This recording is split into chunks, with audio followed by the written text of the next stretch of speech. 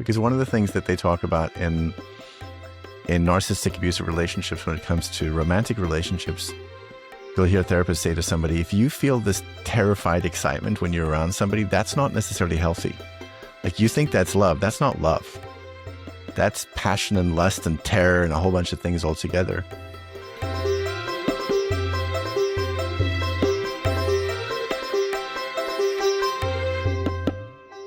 Welcome to Buddha at the Gas Pump. My name is Rick Archer. This is our 17th season of interviewing spiritually awakening people.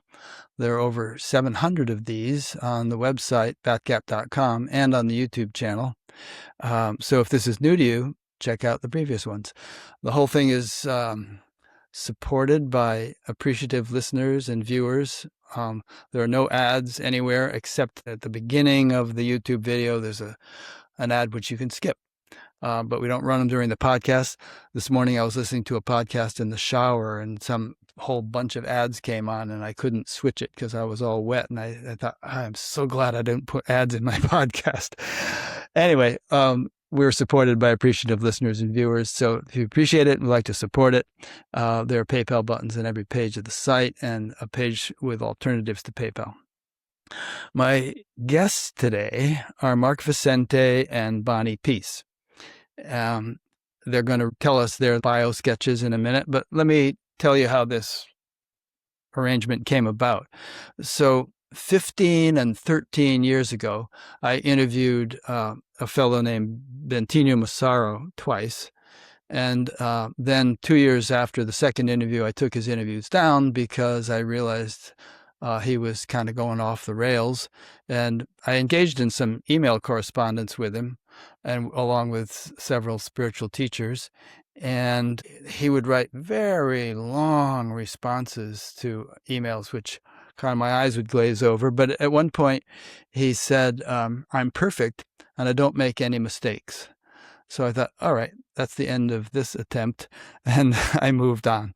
But in any case, a couple of months ago, someone brought to my attention that there was a series about him on YouTube called Inst Guru by a fellow named Mark Vicente. So I started listening to it and found it fascinating, especially since I knew Bentinho.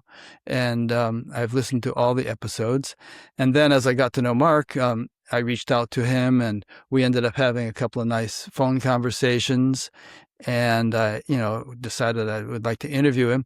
And then I realized that he was the filmmaker of What the BLEEP Do We Know, which I had watched many years ago. And that he was also involved in the NXIVM cult and in a documentary called The Vow, as was his wife, Bonnie, who's with us today. And so I watched that in its entirety. And that got me more and more fascinated with the subject of narcissism, also because Mark has recently made a movie, which I just watched yesterday, about narcissism called The Narcissists Playbook. And then I started listening to a Dr. Ramani, who features in that film, who's an expert in narcissism. And the reason this interests me so is that for years I've been concerned about the issue of spiritual teachers taking advantage of their students, sexually, financially, working them to death without pay, things like that. And that really cuts to the quick because I regard spirituality and the aspiration towards it to be extremely precious in a person's life. And if a kind of predatory person takes advantage of that really sublime aspiration to achieve higher degrees of spirituality, it's a severe assault on something so tender and deep in a person's life. And I know people literally I knew people who have committed suicide because they were so disillusioned by being the recipients of that kind of treatment. So about 8 years ago, with a couple of friends, I helped to found an organization called the Association for Spiritual Integrity. We have over 800 members now and about 60 member organizations. And we've given presentations at Harvard Divinity School and the Parliament of World Religions and other venues. And it's puzzled me because sometimes these spiritual teachers are really impressive in certain ways. They're charismatic, they're eloquent, they seem to radiate an aura or of Shakti or spiritual energy.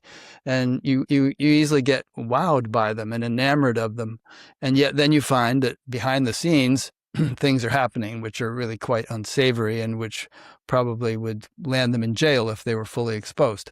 So, or at least would cause them to lose a lot of their followers. So I keep pondering the discrepancy between the public appearance of many spiritual teachers and their private lives, and why they could behave that way if they apparently had achieved such a high level of spiritual realization. Anyway, that's what attracted me to this whole conversation. And enough from me. I would like Bonnie and Mark to introduce themselves. And in the context of doing that in our subsequent discussion, you'll see why what they're doing is extremely relevant to what I just said. Who wants to go first? I think Bonnie wants to go first. You want me to go first? Ladies first. Hi, I'm Bonnie.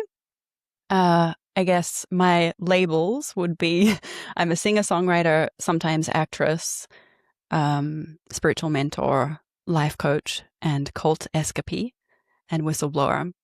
I haven't pursued talking about cults and narcissism as much as Mark has. Like, it's been a real mission for Mark, and you can say that.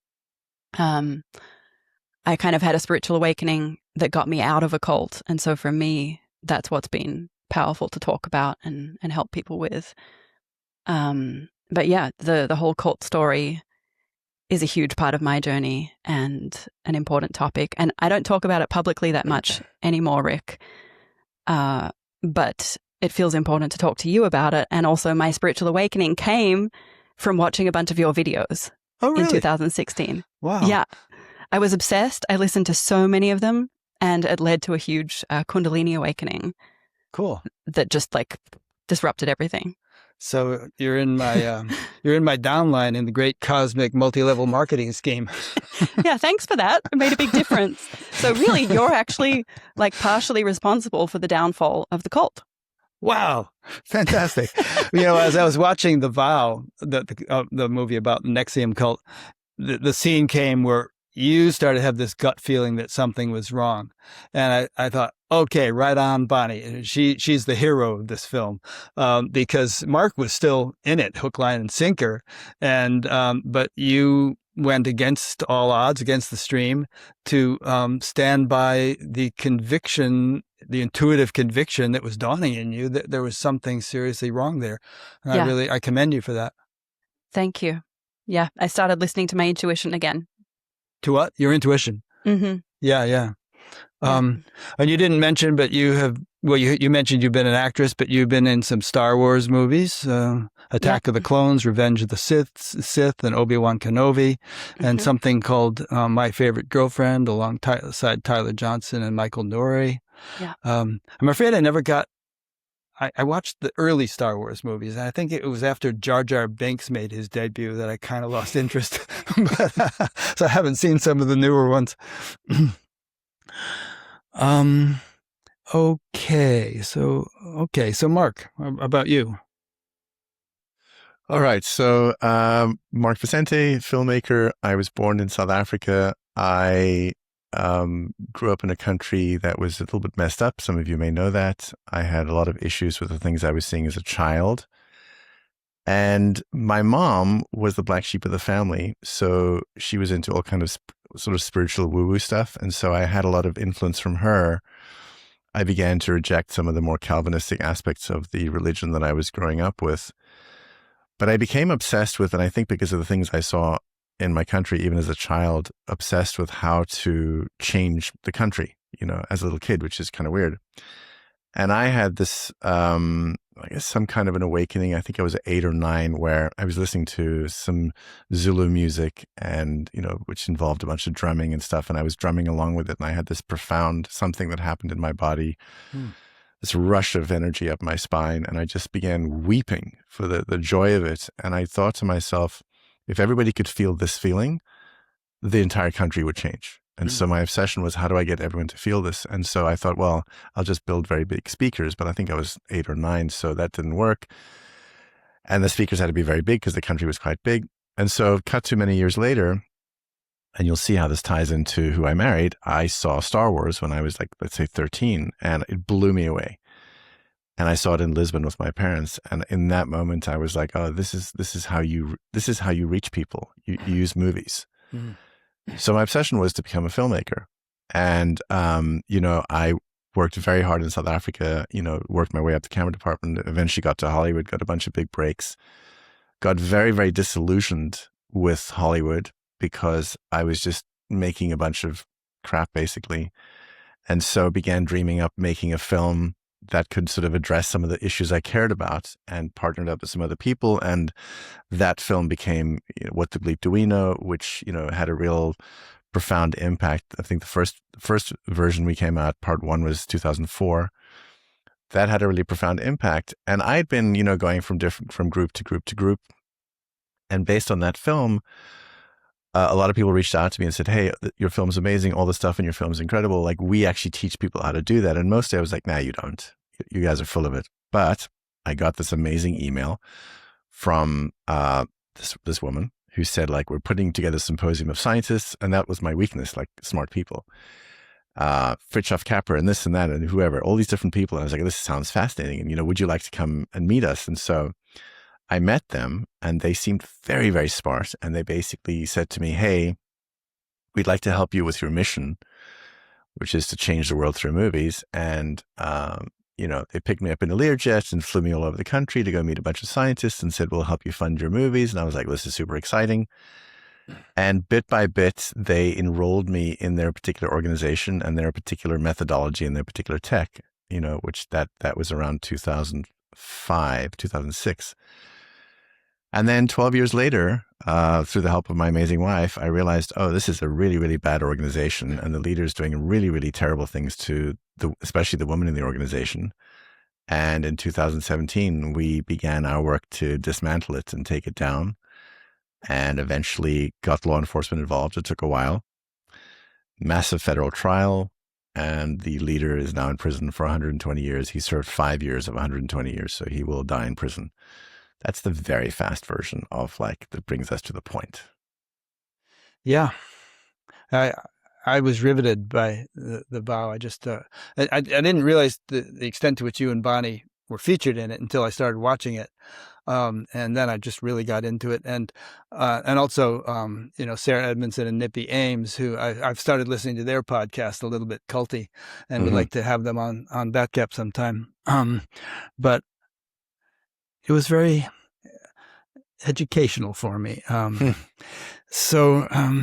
Dark as well, very dark. Yeah. Mm-hmm. It's a rough ride. Yeah.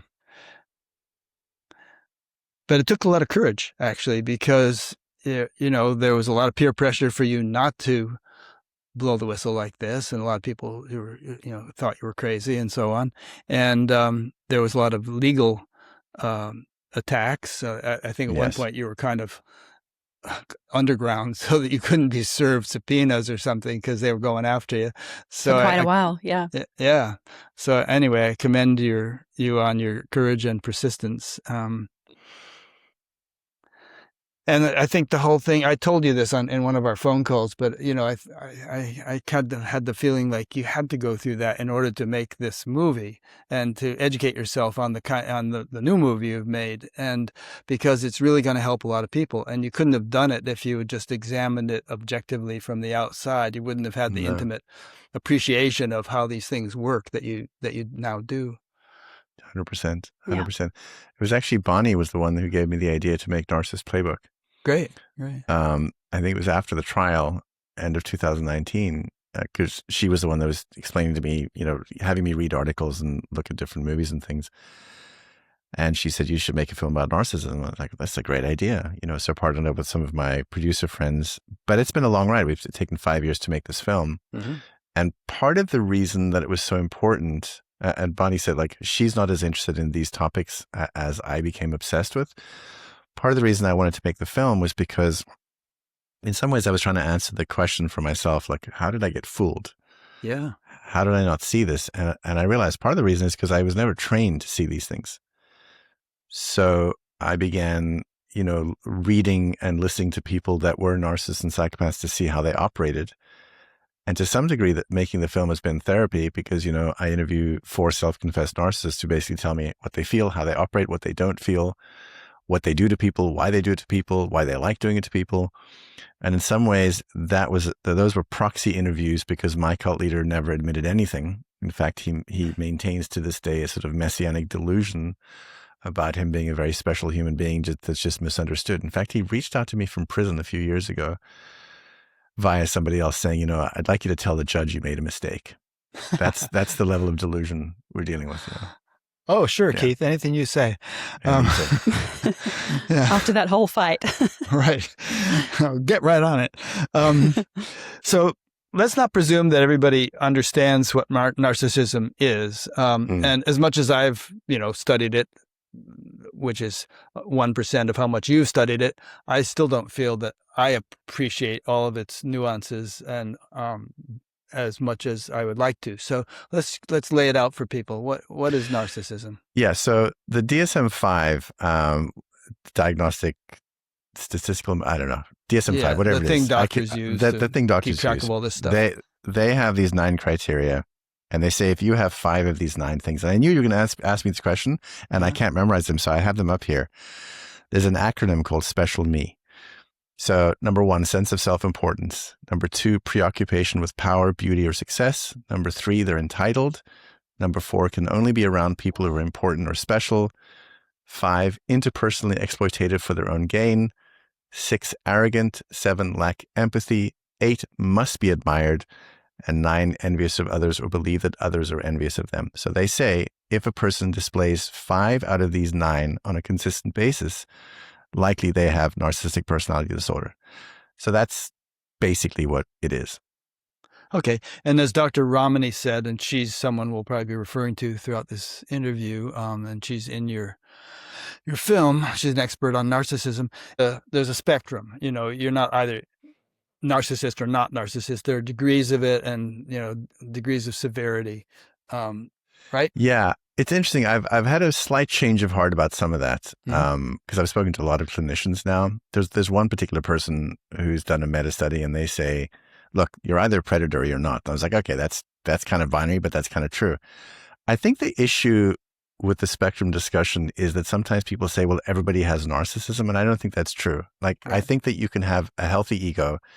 You can have ego boundaries. That doesn't mean you're narcissistic, Narcissism implies a kind of fragile ego that wants to do to others whatever it wants to do in order to maintain that false sense of self. And I don't think that's the case with everybody, So that's my only thought on that one, But yes, generally, once you get into narcissism territory, then there's a spectrum of mild and medium absolutely. and severe. Yeah, absolutely. All the way up to like dark tetrad territory. Yeah. Right. Yeah. Okay. Do you think that narcissists tend to be more abundant in certain communities or organizations than in the general population? Yes. And Hollywood. Yeah, Hollywood. Politics comes to mind. Yes. Yeah. Yes. And unfortunately, in spirituality, when I look at leadership in spirituality, look, I think there's some people that have latent tendencies and they suddenly have some kind of awakening in something and something gets fired up. And this is something Bonnie and I talk about a lot. We can talk about this in great detail because we're fascinated at this. And then there are some that they see the amount of fuel that they can get in the spiritual world. And so they mimic or model, some kind of a spiritual leader in order to get that power. I think there's lots of ways it shows up, but there's a lot of it in spirituality, a lot. Yeah. Do you think that narcissists tend to rise to positions of leadership or authority, or are they content to be followers or mere members? Oh, they crave it. They crave the authority. It. Yeah. Yeah. So they would be restless if they had to just be one of the foot soldiers. They kind of need to climb the ranks of the hierarchy. Yeah, because they're being underappreciated if they're just following. Nobody understands my greatness. So like I got to work my way to the top. And I also think they desperately need control.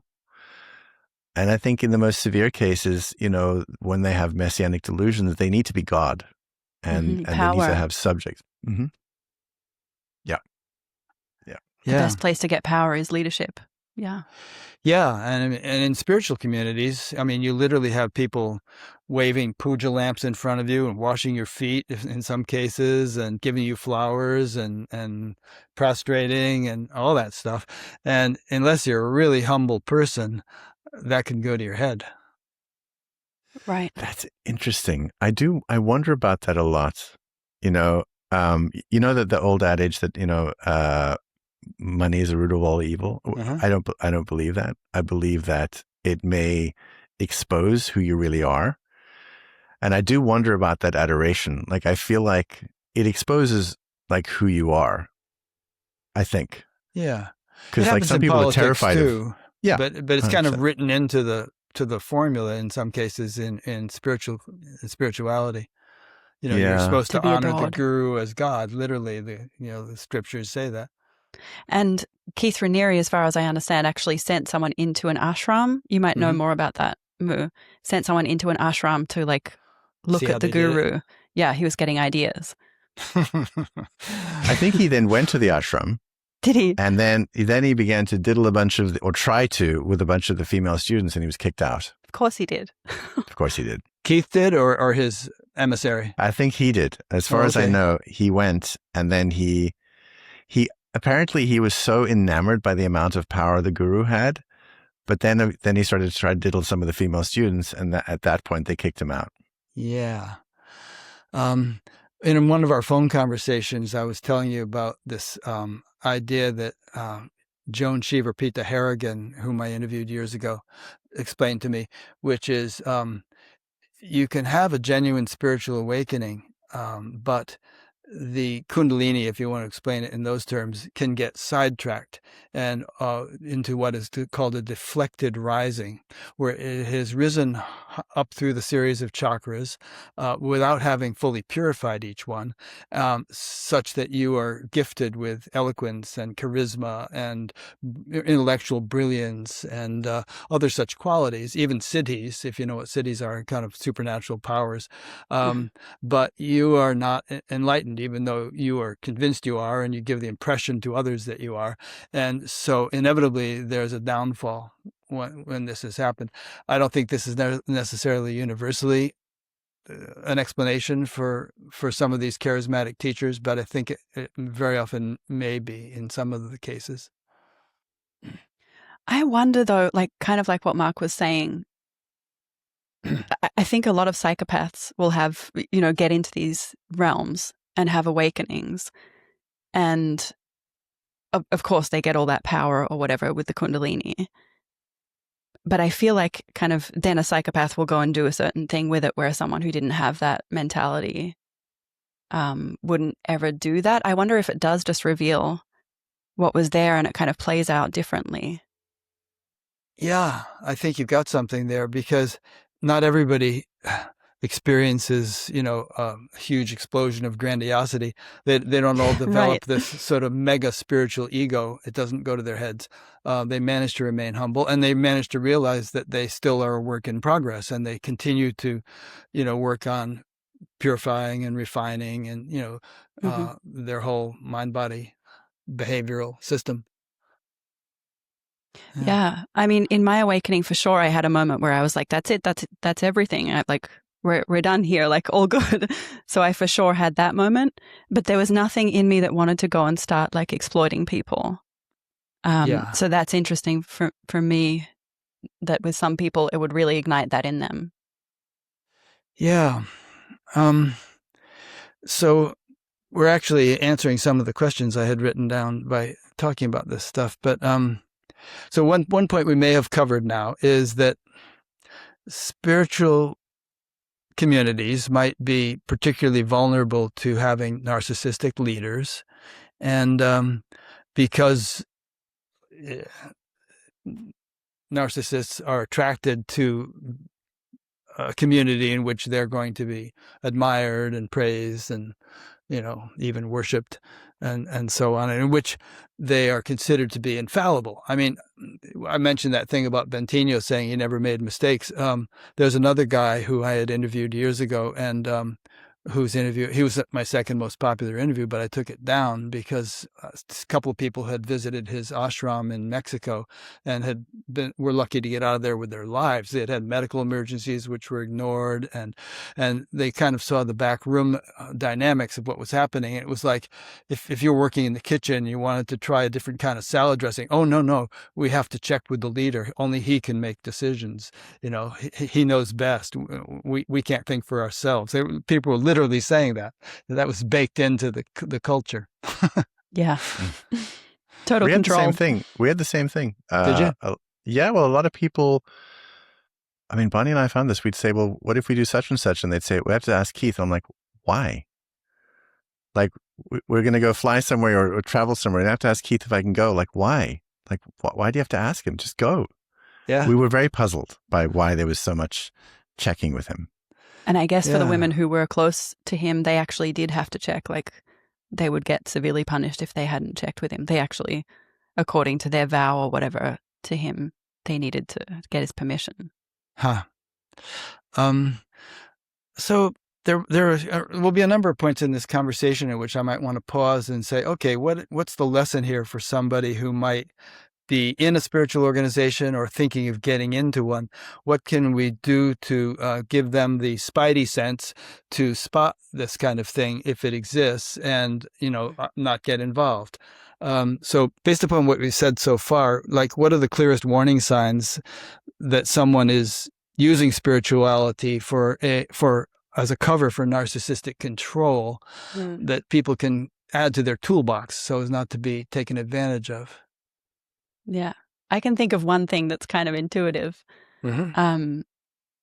Because I've experienced this with multiple cults or like situations where there's someone controlling things, is it's just a feeling of tenseness. Everyone's feel kind of uncomfortable, unpleasant. Yeah, like everyone's kind of uptight. It's like you can feel the control. It's palpable. And it very much feels like, everyone's referring back to the leader. I would say that's one thing, just that. And not that people can't be stressed and tense, for other reasons, but it's like the organism has a control feeling. Yeah. Okay. Mark, do you want to add to that? I mean, that's actually a great one, because I've been thinking about, you don't realize it when you're inside, but like you're walking on eggshells constantly, because there are all these, it's funny, Raniere even talked about this, invisible barriers. Like, he once wrote this paper about when you have a dog with those electric fence things, and eventually, the dog doesn't run because it gets zapped, and eventually you don't need the fence anymore. And I was thinking, yeah, but that's kind of what he did with us. So there are these edicts. Some of them are not explicit, but you can't do certain things, and everybody's very careful with their language. I see it even today in culture. Everybody's terrified to step out of line. That is a huge red flag. Like, step out of line, what line? Like, why? Why can't you just be free to say whatever? Why can't we discuss ideas? So I do think that's a huge thing. And also, if you go against the narrative, do you get punished? Do you get ostracized? Do you get shunned?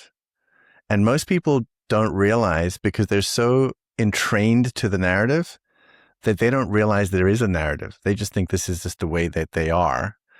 But if you break, you push against the prevailing narrative, there are consequences, that's a huge problem.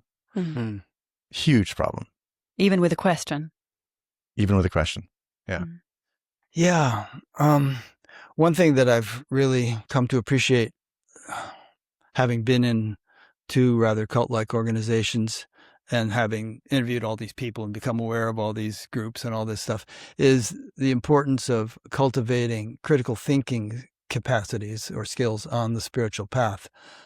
Which doesn't mean you have to be skeptical of everything, but it means you have to, like you were just describing, feel free to analyze and dissect and discern and discriminate, and play with ideas and not take anything just because someone says it. In fact, there's a quote from the Buddha. He said something like, don't believe something just because it's in some old book or because someone says it, or even if I said it, don't believe it.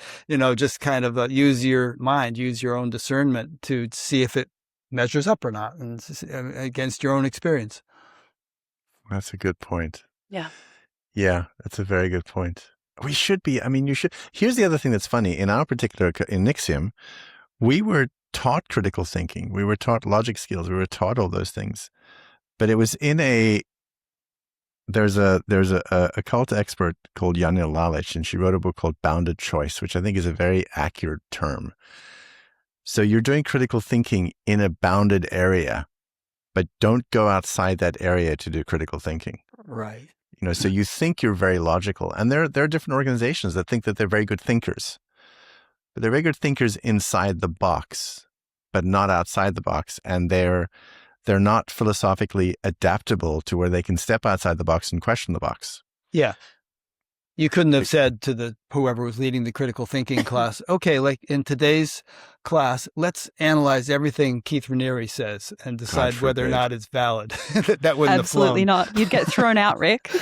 You'd get thrown out, and you'd be called a suppressive. Like you're having suppressive thoughts. Like anytime you had any negative thought about the leader, that was suppressive. Yeah. You're like, what do you mean that was? What are you talking about? I can't have doubts. No. Why? Because, well, he's the greatest example of ethics that's ever lived. So you're now questioning ethics. That's where the gaslighting is too, because then it's turned back on you. Of like, you might want to look at what your issue is that you have to question there. Yeah. Like there's something wrong with you because you're doubting. You're doubting Thomas. Yeah. Yes. Not just giving tribute. Yeah. Yes. Okay. Now, as we go along here, don't limit yourself to responding to questions I think to ask. If something comes to mind and you want to go off on that on some tangent or something, it's fine with me. I do actually want to bring one thing up that Bonnie and I have discussed at great length. And Rick, I brought it up to you, I think, in a phone conversation. We both assumed for many years that spiritual enlightenment or some kind of a peak experience or some kind of awakening implied morality and goodness. Oh man, this is a big one. Keep going. Right? And Bonnie and I really, really felt this. And then we began to question, like, well, what if that's not true? Which was a huge thing for us. Because I had a conversation with Raniere once where I said, he said to me something like, well, what if you just abandoned, morality? And I was like, okay, let me try that. So, and I went into a very deep place in meditation inside myself. And when I reached in there, I felt love. And so the next day I took a walk with him and I said, well, I could abandon morality and I can go deep inside and I experience love, and therefore morality emerges out of that place. And he was like, oh yeah, of course. And later I realized he was full of shit. He didn't know what the hell I was talking about. But the experience that Bonnie and I have had of deep connection, there is connection with all things. There is a feeling of goodness that's so sublime that sometimes there's tears. And so we never thought that those experiences don't imply morality and are not about, being good. That what if a psychopath can have them? And that was a pretty big deal for us to understand that. Yeah. Mm-hmm. Bonnie, did you want to add? Just that it's still hard for me to understand. Like, I've seen now many cases where I think people have had awakenings and then gone to do horrific things. And so, yeah, in my experience of going within, like what Mark was saying, it just kind of cracks open gratitude and appreciation and love and all of that. And so for me, it's still hard to imagine that, like, if someone's feeling that, then how does that cause them to go and do horrific things? But I do think that's a reality. Yeah. My answer to that, and I've given it a lot of thought too, is that awakening is not an absolute term. There are degrees of awakening and there's no end to it.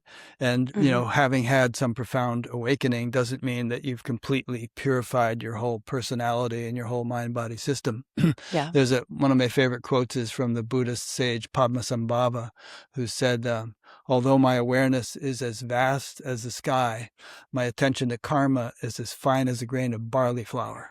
Mm-hmm. So, I mean, Totally. yeah. So he's saying basically, hey, I'm a pretty cosmic dude, but I could screw up, so I have to be careful. Yeah. And it heightens everything. It kind of puts a magnifying glass on everything. Yeah. For sure.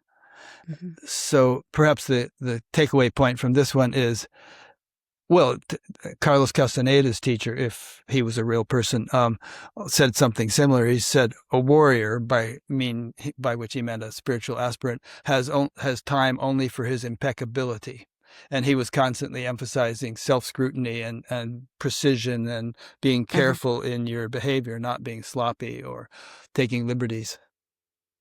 Mm-hmm. Yeah, Rick, you mentioned anything that comes to mind. I want to quickly go back to something that you talked about. Well, what are the warning signs that you can see? And I do think there's something else, and this is not a popular one for some people. But I look at sort of codependency. I'm not a fan of that word, but I look at, in different times of my life, I was looking for somebody to give me the answer to all the internal confusion. Maybe a big daddy or a big mommy or a big something or a big angel or a big whatever. And so I think there's also that, like when you find yourself in a situation, whether the thing in front of you is good or bad, but you're looking to that symbol as though that is your salvation, as though you are nothing and that is everything, that's a huge warning sign. Whether or not the thing is good or bad, that opens you up to so much potential abuse because the locus of control is so far outside of yourself and somebody else is the salvation. And I think that's super dangerous. Yeah, it's a good one. This kind of relates to what you just said. In spiritual communities, people are inclined to be or are trained to be compassionate, non-judgmental, and forgiving. And this might tend to increase their vulnerability. So let's discuss how those qualities could actually be manipulated by a narcissistic teacher. Boo. Go for it. Yeah, that's where the self-gaslighting kicks in. So within the system, it's like the gaslighting happens where, for example, as we were saying, if you question the leader, then it's turned on you of how is this your issue? And the fingers are all pointing at you. And within that kind of a system, you are super encouraged to be responsible and to look at yourself and really take responsibility for things and doubt yourself actually. And there's this self-gaslighting that kicks in, which doesn't allow you to actually see what's in front of you. Because if you see something, you'll immediately be like, well, but how am I doing this? How am I responsible? And so that doesn't allow you to actually point the finger where it needs to be pointed. Yeah. Another way I would put it is that there's very often an explicit teaching that the teacher in a group knows best and sort of has the enlightened vision, and thereby implicitly you're encouraged to doubt your own vision. If this teacher is doing something that you consider to be off kilter, you're likely to think, well, but he's supposed to be enlightened and I'm not. So who am I to say? I guess I'll just keep sitting here and it must be crazy wisdom or something. Mm-hmm. Yeah. Yeah. And also this thing about, I was just thinking about this, thou shalt not judge. Why not? Who said that? Who said you shouldn't judge? Well, if you're judgmental, you're not a good person. Who said? Who said that those things, two things equal each other? They don't equal each other. So that's interesting to me. I've seen people leave, let's say Calvinistic religions. Then they go and embrace some new age, whatever. It's basically the same pattern. I shouldn't judge. I shouldn't judge. Everybody deserves a fair this, that, or the other. Instead of saying, as with Bonnie and I, now that we're out of these situations, we're like, no, call a shitty thing a shitty thing. If you are unable to use your moral compass and decide what's good and bad, that's a huge problem, Actually, Raniere told me that I was the most judgmental person he'd ever met. Oh, congratulations. Now I take it as a compliment. Yeah. But he was very serious that was a really bad thing. I suppose there could be healthy and unhealthy forms of judgmentalism. A person could have really good discrimination and think, oh, no, something off here. This is wrong. Or on the other hand, they might just be bad-mouthing everybody and everything. Oh, for sure. And, making a scene. Yeah, but the act of just having discretion, I don't think that's bad. I mean, also, there's words for bad judgment. Like, if you're racist and you assume all people of this, persuasion are this, whatever, that's a stupid kind of judgment. Yeah. I think discretion, prejudice. though. Yeah, prejudice. Thank you very much. Couldn't think of the word. Discretion is very, very important. And I feel like, especially when we first enter the world of spirituality, we're swimming in all this ocean of wonderfulness and stuff. And like discretion sometimes goes out the window, because people use the right words or they, sing the right song or whatever. And it's all just very floaty. And I think there's something about growing up, individuating, and like having a real sense of yourself and what you like and what you don't like. I mean, it's one of the things that anybody who's ever left a cult or left an abusive relationship, especially narcissistically abusive, the therapist will often say to them, what do you like? What do you not like? And they can't say it first because they don't know, because the compass has gone offline. And so they have to try to refine the compass and refine what they like and what they don't like. Because often, let's say in a cult, the thing that was bad, they were told was good. Like them not having boundaries and being abused, they told was good. But objectively, it's bad. And they have to refine that distinction, Yeah. You want to comment on that, Bonnie, or are you good for now? Yeah, I was just thinking about the boundaries thing, because towards the end, when I was starting to try to fade out and plan my exit, I started having more boundaries. And they were working us around the clock, like 23 hours a day at one point for me. And so we'd be in these trainings, and then after the trainings, there would be this obligation to, have a meeting or do something else. And I remember one training, I was in a team, and they were like, we're all going to meet, at lunchtime. And I said, no, I'm not going to come. And then there was like this silence, like, oh, talk about tension, like, oh, she's not going to come. And then I got some feedback from a higher rank later, via a message saying, you might want to look at this because it came across as very rigid. And I know that you're trying to, reach the next level on the Stripe path, which was kind of the career path. And that was really used against me of like, if you want to get to the next level, you can't have a boundary. Mm.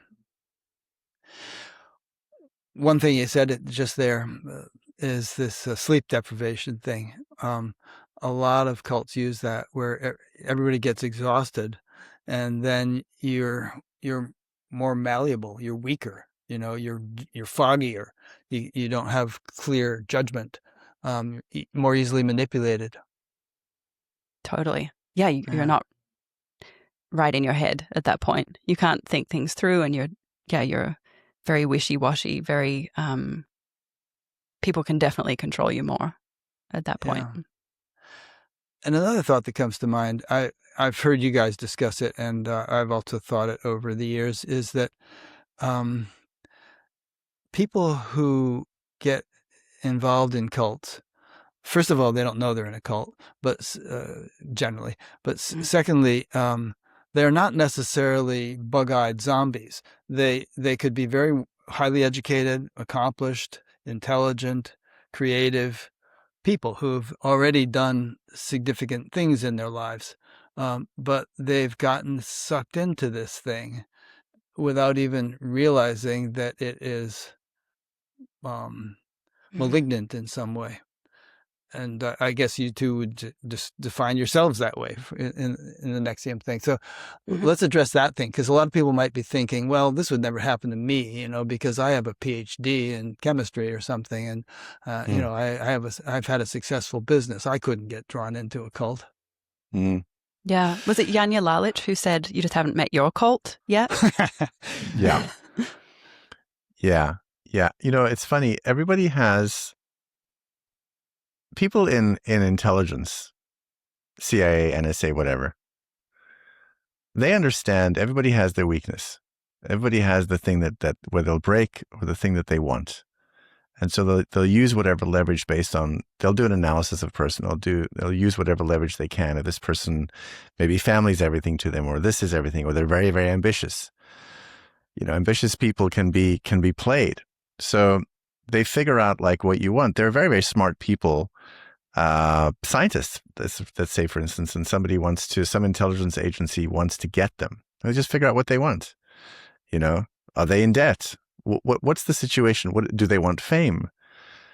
So in the case of cults, they do study people. They studied me. They had meetings about me.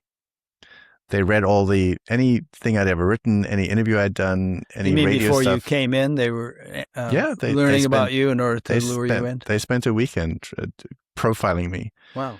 To figure out what I want, and in that case, what I wanted more than anything is I wanted to find a way to make the films that I thought would impact the world. And I was at the top of my game. I just made What the Bleep. It was out in the world. People were like, there was accolades all over, but like I wanted more. I wanted to have more reach. And this was my mission in life. And so they figured out what my mission was. Didn't matter whether I was smart or not. I had a yearning. It was almost a limbic yearning for something. They figured out what it was and they offered me my dream. So I think that no matter how intelligent you are, if intelligence agencies can profile you and find your weakness, so can a cult. It's not that different. So everybody has something that they need, something that some place they can be gotten. And so the way I talk about it is, some people say they get you by the balls. They got me by my values. In my case, my dreams, the things I wanted to do, the way I wanted to be an artist, the way I wanted to use my art to improve the world. That's where they got me. For Bonnie, it was different. I mean, for everybody, it's different, but I don't think anybody's immune. You want to say anything, Bonnie, before I ask another question? Yeah, just that we all have different areas of lives, like some where we're strong and clear and confident, and others where we're feeling lost. And so like one person could have an amazing career and be at the top of their game, and yet they struggle with something in relationships, or maybe they're just feeling empty and they're, spiritually seeking.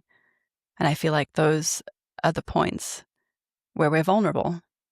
Yeah. Because we're open, we're looking. Another thing about cults is that they have concentric circles. So the outermost circle might be the public facade that they want people to see, and it can seem so attractive and interesting and all that.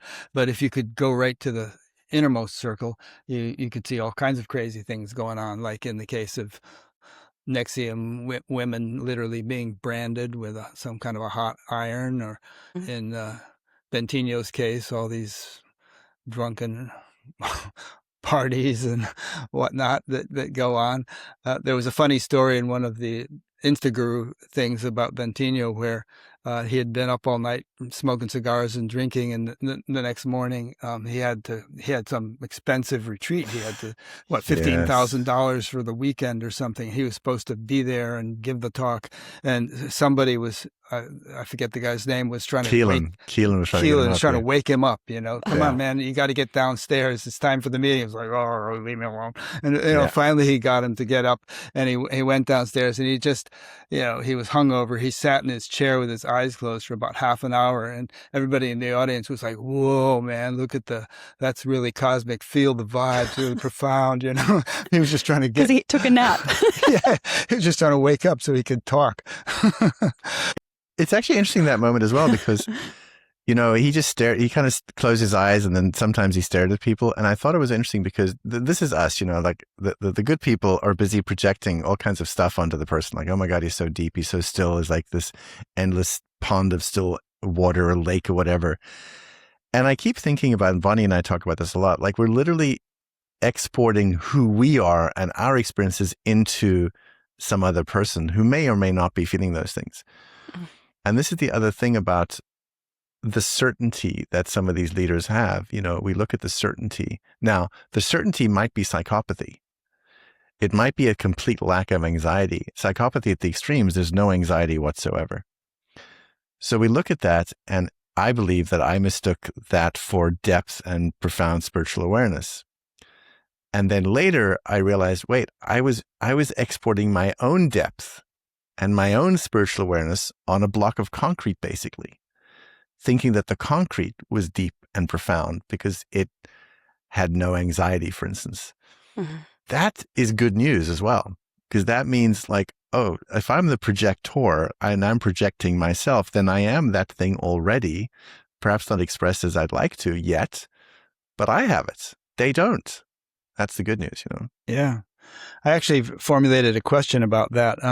Could narcissism imbue people with spiritual intensity or confidence, which might be mistaken for genuine realization?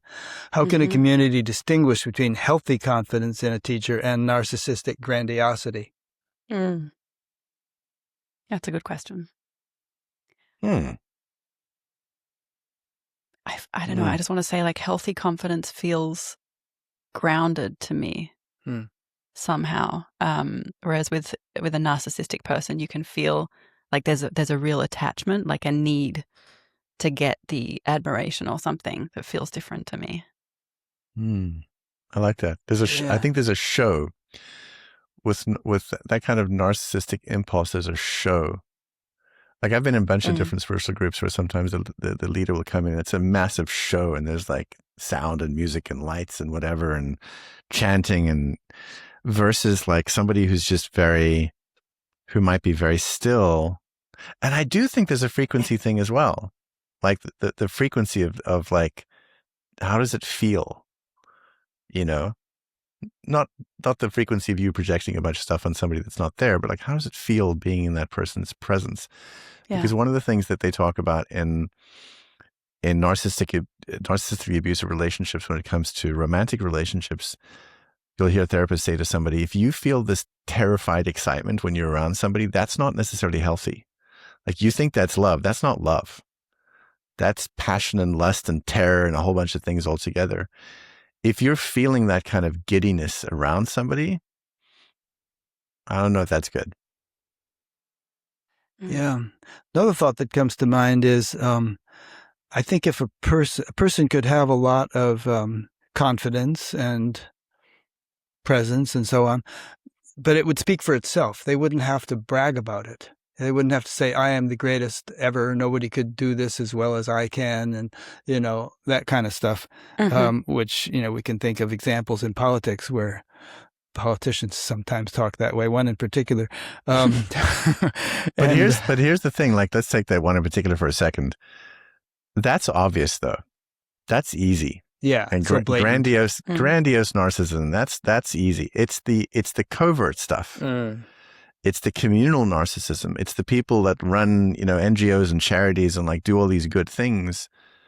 That's the tough stuff to spot. And we know that because they get unmasked at some point. You know, somebody who ran some benevolent thing turns out to be a complete schmuck. That's the stuff that's more difficult to uncover. And in the case of Raniere, he never boasted personally. He had other people boast for him. Yeah, about his IQ and his concert pianist and all that business.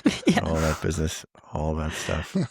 Oh my right. God. He wasn't saying it. For the most part, it was all the people who had been trained to just say how amazing he was, how amazing. Yeah. Do you think narcissism, or at least a certain dose of it, could ever be an asset that would enable you to be successful in a field where otherwise you wouldn't be? Yeah. I think we need some of it to be successful for sure. Like as a performer, I'm thinking, I guess in some ways I do really enjoy the craft or being on set or something, but I actually find it challenging getting tons and tons of attention. Like, whereas some other actors might walk in and they just love it, like they lap it up. Yeah. And so for them, it's fuel. And so their career is going to go further than mine in some ways. Not to say that I don't have like some narcissistic traits either, but like on that scale, I think, yeah, you'll get a great acting career if you're just soaking it up. There's also something to be said for a certain amount of delusion, you know? Because you can sometimes achieve the impossible because you have this impossible dream and everyone's telling you it's not possible. It's possible. You guys are idiots. I'm going to do it.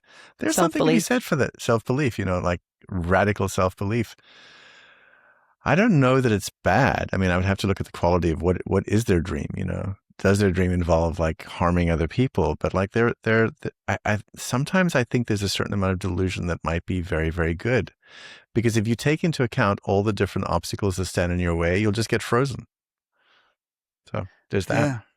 I'm just watching a documentary about Live Aid, which was this big concert that took place in 1985 to raise money for the starving people in Ethiopia.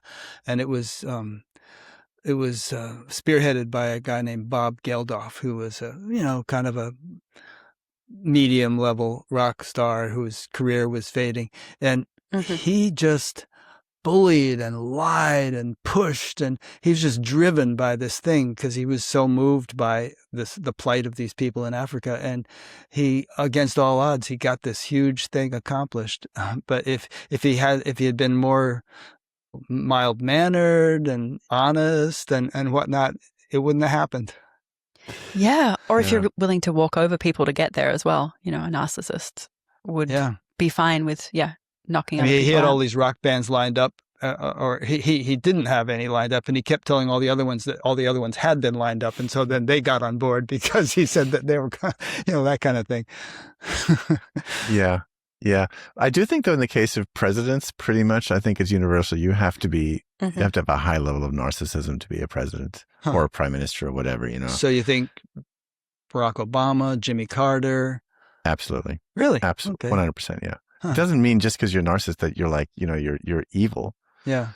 But there, have to have a high level of confidence. And sometimes confidence that's impenetrable, Well, confidence is a good quality. It doesn't, I don't know if there's necessarily a Venn diagram overlap between confidence and narcissism, is there? Can't you be an extremely confident person and not be a narcissist? Yeah, I think healthy confidence, I don't think there has to be an overlap. But I think that, how should I put this politely? I think I mentioned my dad was in intelligence. Oh, yes, like a South African CIA kind of thing. Yeah, that kind of thing. So I think that presidents are also, they have their squad that presents them a certain way. I don't think any presidents are squeaky clean. They have to maybe appear squeaky clean, and there's a lot of people that do a lot of cleanup. And they have to make some pretty radical decisions. It's funny, we were talking about this the other day. I'm terrified of that level of power. Terrified. Of that level Terrified. of power. Oh my God. Just think about it. Like, you make a decision and 100,000 people die. Like, that's just, I can't live with that stuff.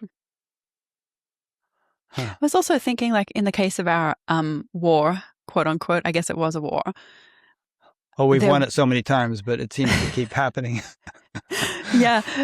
But like in bringing down NXIVM or getting justice. Oh, your war. I was thinking the one in Iran. Well, there's lots of wars. But our personal one, right? I won't name names, but there were a bunch of narcissistic people who were a part of bringing it down. I think they're narcissistic, but it was needed. It's like sometimes it takes a certain kind of person to be dog-headed and just like take down another narcissist. It's interesting. Takes a thorn to remove a thorn, as they say. Kind of. Yeah. Like a sensitive empath would not be as brutal. Yeah. Yeah, I mean, imagine someone like General George Patton being a sort of a sensitive empath. Probably wouldn't have worked. No. Right. No, exactly.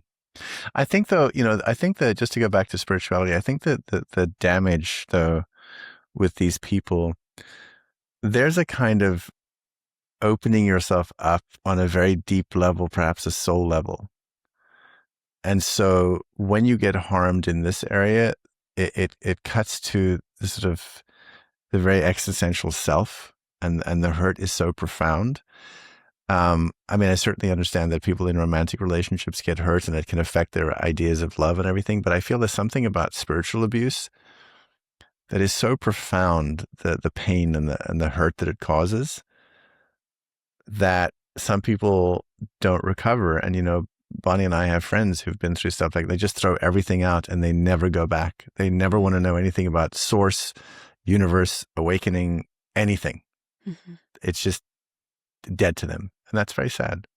Yeah, that's Yeah. what I was saying in the beginning when I was introducing Yeah. our talk today. It's like I still believe that spirituality is the most fundamental and pivotal level on which we could influence the world.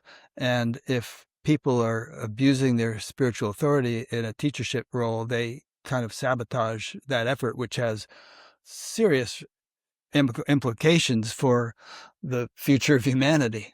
Not to sound grandiose. Yeah. It's like the deepest wound that there is. Yeah. Yeah, and that, I just took it to a world level, but on an individual level, we might believe that our spiritual evolution or enlightenment is the most precious thing that we could attain. And Yeah. if that is being thwarted or destroyed by somebody, and if you believe in karma, some pretty bad karma in there. Yeah, and also let's take, I don't know, a leader or a priest or something, you know, who becomes, let's say, the representative of the divine or the representative of God. Right. When that person does bad things, for somebody who believes in a God, then God is a cruel, merciless son of a bitch who should not be dealt with anymore. Right. And that door is now closed. Yeah. That's just sad. It really is. And that's one of my big motivations in doing this show and in establishing the ASI. You know, I just feel like anything that could be done to prevent that kind of harm should be done. Yeah. But I was just remembering before we actually really woke up and saw what was happening in NXIVM, both Mark and I did have a sense that some things were really wrong. And Nancy Salzman had been very abusive to me and triggered a whole bunch of PTSD, and we were troubled about She this. was Mark Keith and I. Raniere's right-hand person. Right. Yeah. And so Mark and I were troubled about it, and we saw a movie. Do you remember, Moo, which movie it was? Spotlight. And so we hadn't pieced together that we were in like a religious cult or anything. Right. At that point, but we saw that movie and it really registered for both of us. And we were like, whoa, it's like we're in an abusive church. Yeah. And that was kind of one of the pieces that started to fall apart for us. Yeah. Good one. A question came in from a fellow named Christopher Slaymaker, and he actually sent me an email this morning. I think I'll read it. He said, "Hi, Rick and Irene. I was just going to get on here and recommend Mark Vicente. What a fun synchronicity," because he just saw on the website that I was going to interview you today. He said, "I think his work and his documentaries are so nourishing and relevant right now.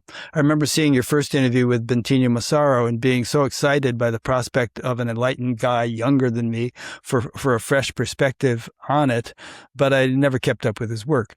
But it was still so shocking and disturbing to see how this kind of extreme narcissism can totally co-opt an awakening. I knew stuff like this was happening, but I feel a little naive now. Not only does it illuminate how I've been vulnerable to narcissists, which can be so confusing, but it also sheds light on my own much milder forms of spiritual arrogance. Such a clarifying moment. Thank you." And then his question, which he just sent in, is, do you think someone like Bentinho or Keith could ever snap out of it and just be honest? Don't we wish? I think it's a beautiful question. And it's a beautiful question because it assumes a kind of redemption. Yeah. Yeah, that Christopher, that's part of who he is, that he allows for that in his world. I don't see it happening. There's no reason for it to happen because their egos are, the fabrication they've created of their egos is so delusional, I believe, that to let it go is to die. Because I don't know if they know anything other than that false self. So it would be annihilation. And there's no reason they would want annihilation. That's just my theory. I think so too, in the case of those two. But I was thinking, wasn't there a guy, Rick, you probably know about him. Was it Andrew Cohen? Yes. I interviewed him. Yeah. So he had some wrongdoings and people came out against him, but I think he apologized. He did a pretty darn good job. He really humbled himself, got into therapy, did an ayahuasca journey, was driving an Uber for a while. He was just sort of did what he had to do to kind of take himself down quite a few notches and, make amends. I don't know if everyone has forgiven him, but I think some people have. He's probably one of the best examples of somebody doing an about face. Yeah, that's amazing. I don't think that's possible for Raniere, Yeah. but that's No. great. Yeah. No, I think that's because it sounds like I'm not sure who the Andrew is you're talking about, but like I think there's a lot of people that do bad things and then they experience true remorse, and I think there's a pathway back when you experience true remorse. But I don't see Raniere doesn't have remorse about anything because he did nothing wrong. Right. Right. It's us. We're the ones that can't see his genius, and the FBI, and the IRS. And the judge and the jury. And the judge and the DA. And like none of us could see because we just don't have the capacity to see his brilliance. So your IQs are probably less than Way too 200. low. I mean, what are you going to do? Way too low. Right. We're so unenlightened. Andrew Cohen made a documentary actually called How I Started a Cult. You might find it interesting. Wow. Oh. Yeah. And all this. Rick, we discussed Vikram, right? The Vikram movie, documentary? Yeah, Vikram Yoga, the hot yoga guy. Are you talking about? No. Oh, Kumare. Sorry, Kumare. Oh, that Kumare. movie. Yeah, Kumare. Right. Yeah. That's so worth watching. If anybody hasn't seen it, Vikram Gandhi, who directed Kumare, just co-directed with a friend of ours the Burning Man HBO series. Mm-hmm. But it's a fascinating film to watch. Kumare. Yeah, Kumare is great. Yeah, it's about this. Well, you explain what it is, so you do more talking than I do. Do you want to explain it, better? No, you go. Yeah. So Vikram Gandhi, who looks very Indian, he grows his hair very long, and he decides he's going to try as an experiment just to see if he can convince everybody he's some kind of like Indian guru.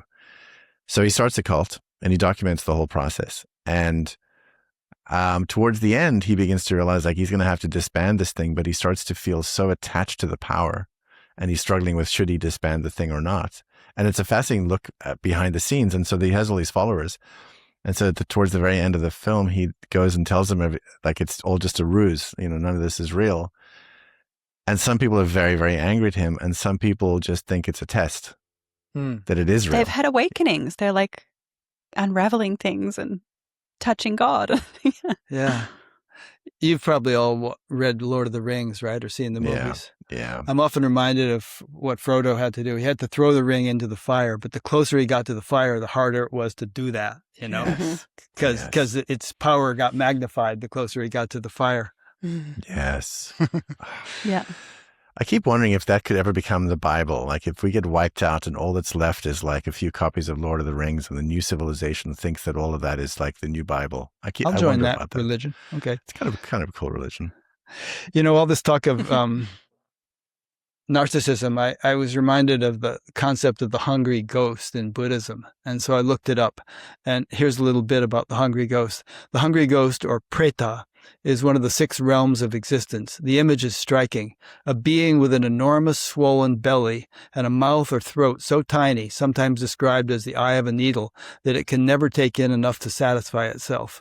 It's perpetually starving, perpetually thirsting, and nothing it finds can nourish it. The insatiable need for attention, the hunger that can never quite be filled no matter how much comes in. One teacher described it in this way. The hungry ghost's small mouth means that whatever favorable attention arrives is never enough. The hunger is structural, not situational. You could pour love into it all day and it wouldn't satisfy because the capacity to receive is constricted somewhere deeper. With narcissism, something similar seems to be happening. There's often a wound underneath, a deprivation of some basic sense of worth or safety early on, and the constant seeking of admiration or validation is an attempt to fill that, but it doesn't fill it, not lastingly, so the hunger returns. Wow. Spot on. That's good. Spot on. Mm-hmm. That's from the BatGap bot, by the way. Oh, really? Wow. Yeah. It's a chat bot that you have a chat bot? That's great. It has I love it. Nearly 500,000 documents uploaded to it, including 1,700 of the world's traditional spiritual texts. I love that. It's really great for checking out spiritual questions. I love that. But that was very accurate. There is that insatiable hunger. It's so funny. They've a part of them.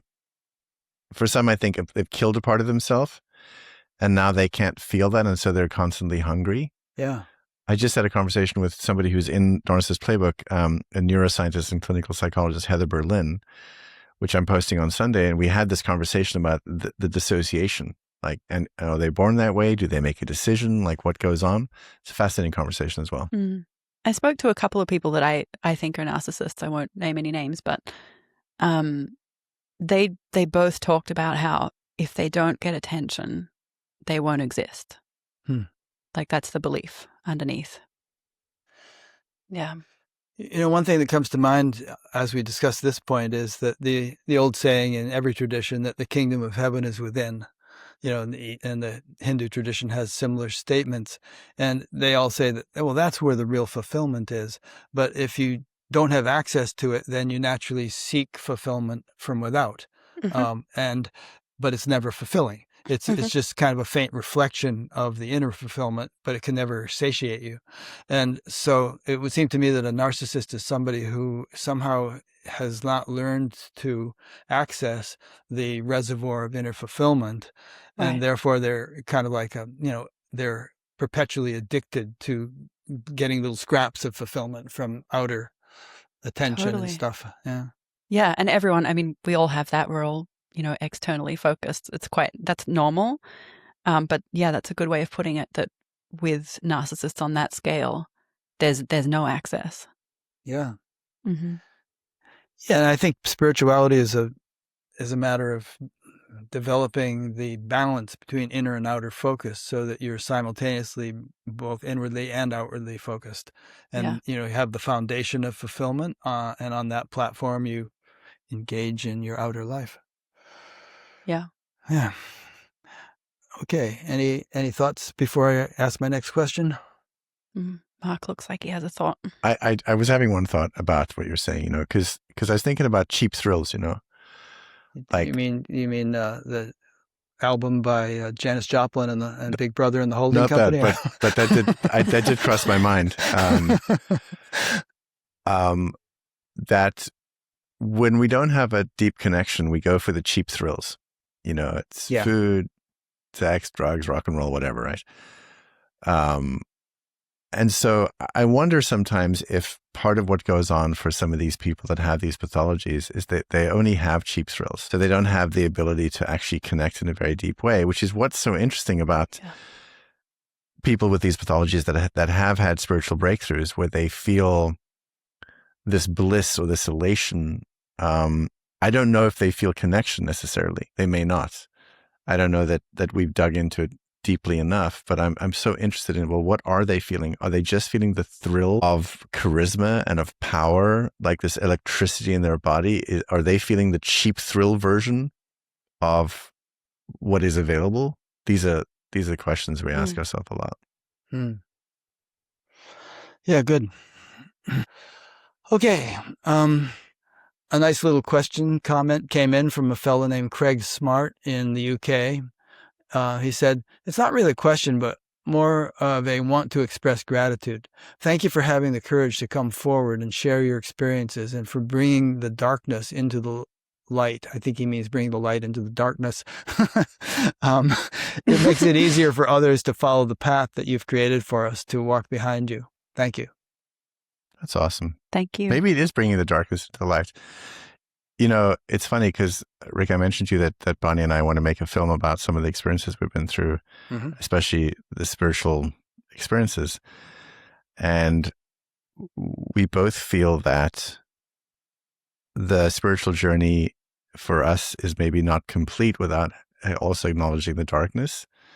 So not just being like, la, la, la, everything's wonderful, how beautiful, et cetera, but like, you have to also look at like the coercion, the control, the cruelty that exists not only in the world, but in the spiritual realms as well.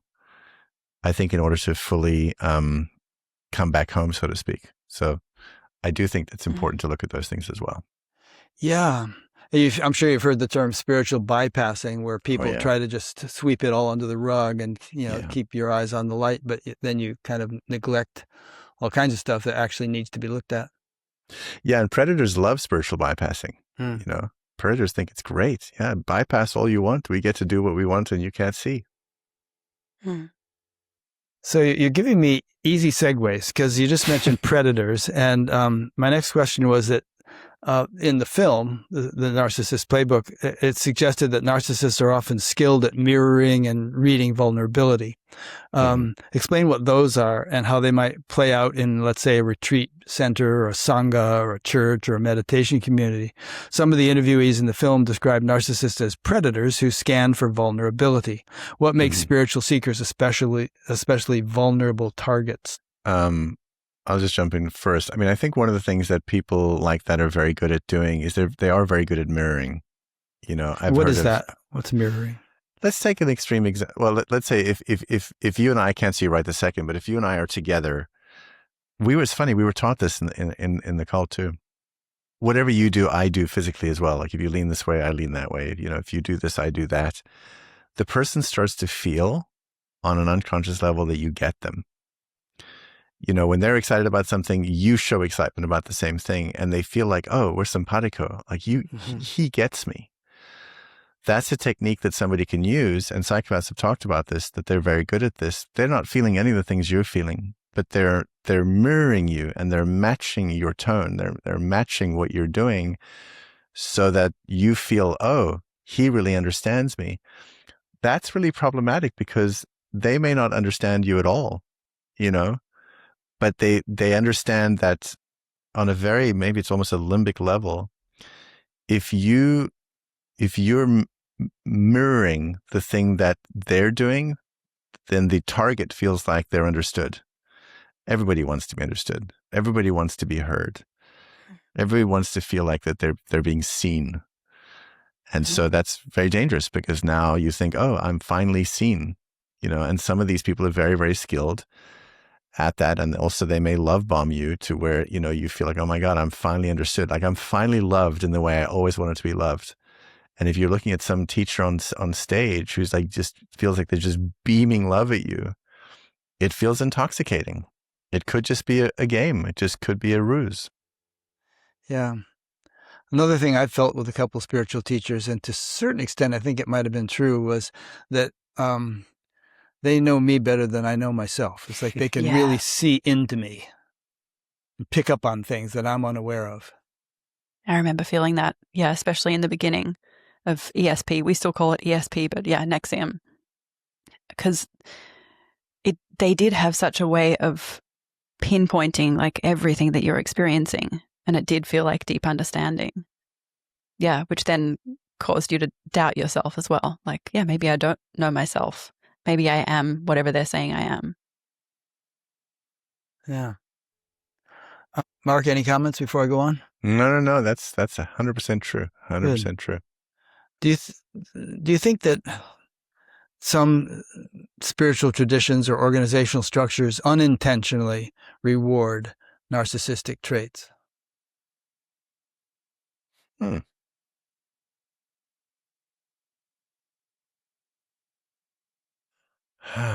I have a thought. What do you think? Yeah. You know, I'm just thinking about this feeling of like wanting to touch heaven.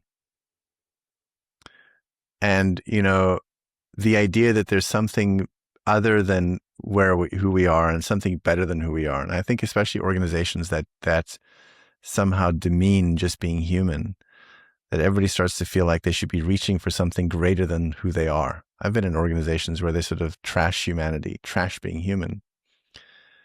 Now, that may not come from a malignant place. That may come from somebody who's the leader may be spiritually bypassing, you know, and they say, you need to be more than human. You know, you need to be the lion, not the lamb, or whatever bullshit comes out of their mouth. And that could intentionally become very, very narcissistic because now you have to build a false self. You have to pretend you're this great, noble something that you are maybe as well as just being a human being with certain foibles.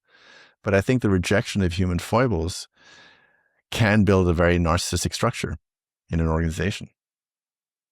Yeah, I think also just society, and maybe this is natural, but society rewards narcissism. I'm even just thinking in terms of a tribe, like you want the strong leader. You want the leader who doesn't have any uncertainty, who's fully confident and certain. And again, that doesn't necessarily mean narcissism, but I feel like there's a link. And if there's a really charismatic narcissist that feels like super certain and strong, then for the tribe members, that feels like a strong leader. Yeah. I mean, I can think of a societal leader who never admits that he's made a mistake, even though it's blatantly obvious that he did make a mistake or was wrong about something, but won't admit it.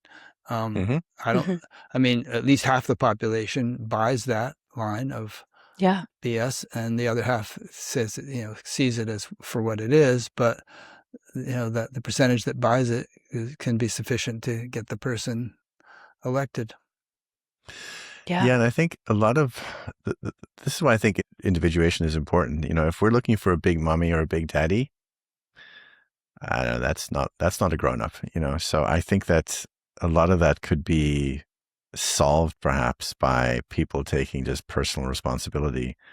This, I think, to me, is one of the dangers of some organized religions, is the idea that there's something divine outside of you that you need to supplicate yourself for. A sky wizard. I really have problems with the different sky wizards, A sky wizard with a rule book. Yes. Yeah.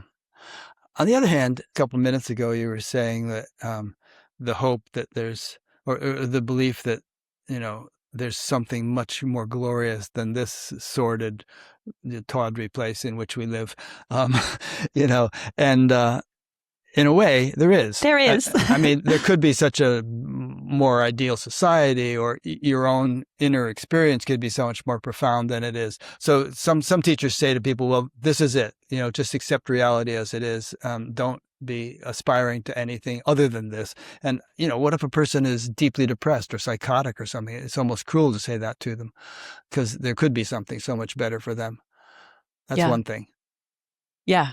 I'm all for aspiring to things being amazing, which I absolutely believe they can be. Yeah. And I do think we live in a world that has its problems and has its trappings and, all the boxes we think we need to fit into, and the programming and the conditioning and everything, that I think it's a natural thing to want to break out of that and come back to source, like find yourself, come back home to yourself. And to Mark's sky wizard point, there are people who, in any field, know more than you do. You go to college to get a PhD in quantum physics. Presumably, the professor knows more about it than you do. And that could be true in spiritual realms as well. So it's one of these sort of nuanced points that you have to approach thoughtfully. Discernment. I agree. At the same time, I'm somebody that was very, very susceptible to people that were very smart. I love smart people. There's something about just the basic human being, just being, I'm going to say this very badly. Everybody has intrinsic potential dignity. And I think that just because somebody has a skill in a certain area doesn't mean that we are lesser than them. I think about, people on their deathbed when they're about to pass, they're stripped of everything, so who's better? Is there a better person or a worse person? So I worry sometimes about the perhaps unearned respect we give certain people. I'm all for respecting a particular skill that somebody has. And so, if, I come from, I was in the Boy Scouts as a kid, and, I grew up in sort of a very sort of Calvinistic religion, and the film crews are like that as well. Like, you have respect for somebody that knows more than you in terms of that job. Yeah. But when that job is over, you're just a human being, Sure. I think sometimes we forget, we're just human beings as well. And sometimes we look at the people on stages that wear the robes and think that they're somehow float on water, and they don't. Right. And to me, the best teachers are the ones that are just very, very human. Yeah, I agree. That can talk about the human vulnerabilities and the struggles that they're having, because then it makes you go like, holy shit, even you? Wow, this is different than I thought. I think that's very freeing. Jeff Foster talks a lot that way, if you know who Jeff is. Yes, he's great. Love Jeff. Jeff's amazing. He's amazing. Yeah. And there's something to be said for always checking things, like even if there's an expert, just always checking things with yourself. Mm-hmm. So not outsourcing, like, yes, trusting someone who knows their stuff and taking that in, but also like I always like remind people to put your hand on your heart and just take a moment to like drop in and connect and ask yourself what's right for you. And that's going to come from you, not from someone saying you need to do this. Like, that's the way. And, you know, I mean, the three of us are all lesser basketball players than LeBron James, but it doesn't mean we're lesser in every respect. Einstein was asked to be the first president of Israel, and he says, "I'm a physicist. What do I know about politics?" You know, find somebody who understands that. Yeah. Yeah, I would be terrible at politics because I would just speak my mind. Yeah. And then I would probably be dead. I'd just walk away. Another big theme in many cults is secrecy. Again, it has to do with the concentric circles, but often it's a very tightly controlled need-to-know basis. And, you know, I mean, I'm in the TM movement, there was always like a lot of paranoia, like, oh, the CIA is looking at us, and you know, we can't let this be known publicly or whatever. And there might have been some legitimacy of that. I think I was teaching in the DC TM center shortly after Jonestown, and I can swear the phones were tapped. I'd pick up the phone, and all of a sudden click, and it'd be a hollow tone. I'd say hi to the person that was, but secrecy actually plays an insidious role in many of these organizations, and the thing is, it's so funny. Secrecy was sold to us in a different way. Like, it was interesting. I remember them saying, well, we shouldn't share it because it's patented or whatever, you know, and you know that you're breaking the contract. Or sometimes it's like, I wouldn't share these things. They wouldn't understand. And so that was the kind of secrecy that was, you know, that was going on. But then also I remember, this is really interesting. There was this belief that people had, and Raniere told me about, certainly, that he was being watched very carefully by intelligence agencies. So we had to be very careful about never letting anybody know where his whereabouts were, which I bought. Mm-hmm. And later I realized it's just so he could avoid accountability. He just wanted everyone to protect him. But like, there was this big thing about being secretive about where he was, who he was with, you know, where he was going, what time he was going there. Sort of like, you know, a president where the Secret Services don't publish any details, you know? Also, it was so he could just like do his own schedule and not commit to anything, and just when he felt like it, show up. Yeah. His famous thing was that he had a 23-hour clock. I said, what do you mean? He says, you know, I don't have a 24 hours, it's 23 hours, or maybe it was 25. I can't remember. There was so much drivel, my brain can't retain it. It's not true. He was napping all the time. He was napping all the time. He was like screwing in the day and napping, you know, screwing at night and napping in the day. And claiming to be a celibate. Indeed he was. He was a renunciate. They said he was a renunciate. Yeah. And I was like, I've never seen a renunciate need so much sex and attention. No, he's right. But the secrecy thing, I mean, in your Bentino series, there's all these NDEs that everybody has to sign. You know. Yeah, that was really interesting. And part of the reason that people have been scared to speak is because they signed NDAs, like some of them for $300,000, which, by the way, if anybody is listening, that shit is not enforceable. That's not enforceable.